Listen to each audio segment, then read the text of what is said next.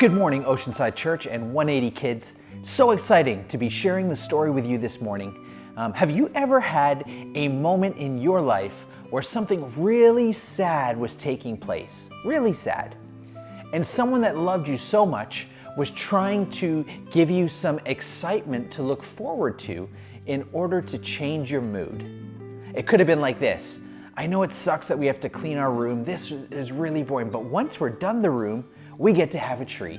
Something like that. Or it could be a lot worse or a lot more sad. But the story that we are reading this morning is kind of like that. Because what we know is that Jesus has just died on the cross. He is resurrected from the dead. His disciples have seen him. So it was a sad, happy, and now there's another sad part where Jesus is telling them that actually he's not going to be hanging out with them anymore the same way.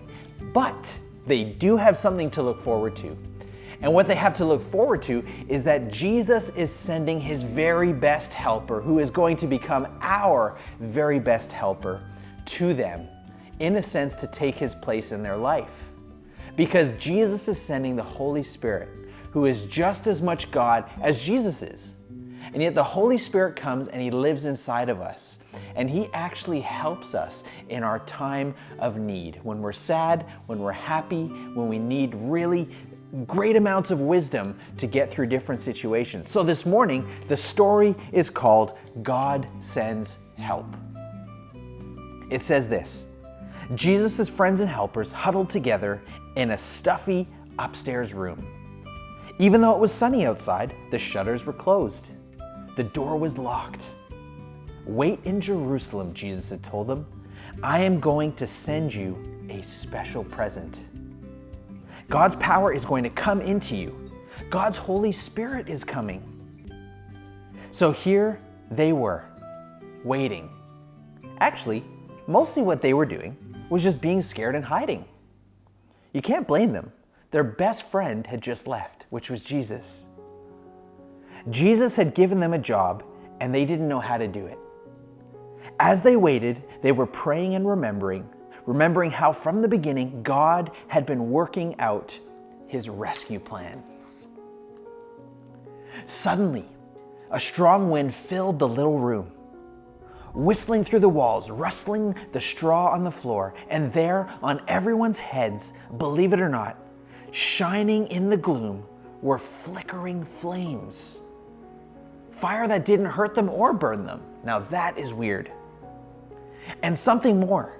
Inside, in their hearts, they felt a strange heat, almost as if all the coldness and hardness were melting away, as if their broken hearts were mending and God was giving them brand new hearts, hearts that could properly work. How it happened, they didn't know, but they knew God's power had struck their hearts ablaze, and Jesus himself was coming to live inside of them.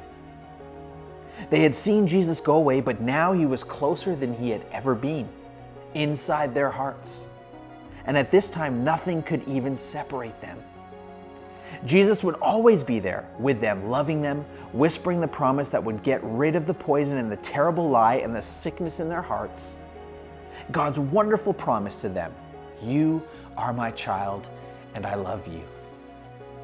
Make your home in me as I make my home in you, Jesus had said.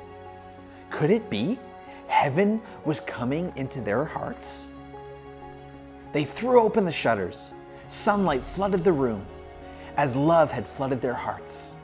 And the little room was filled with happy noises, dancing feet, singing and laughing.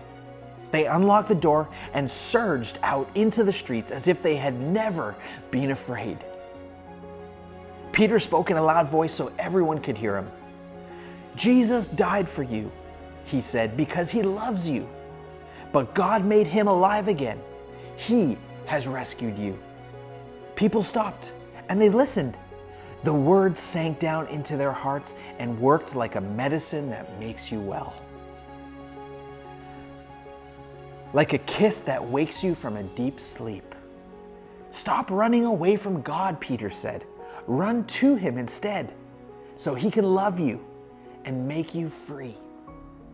And Peter told the wonderful story of God's love, God's never stopping, never giving up, unbreaking, always and forever love. how Jesus had come and all that had happened.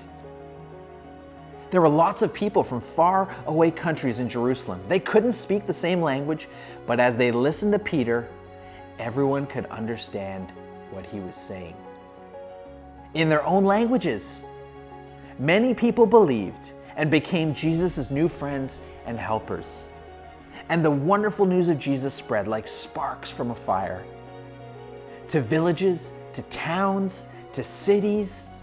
Every day, more and more people believed. And so it was that the family of God's children, his special people, grew. One man was watching. "I'll stop this," said Saul. But this was also part of God's plan. And nothing in all the world would ever, in fact, be able to stop it. What an exciting story we have just read.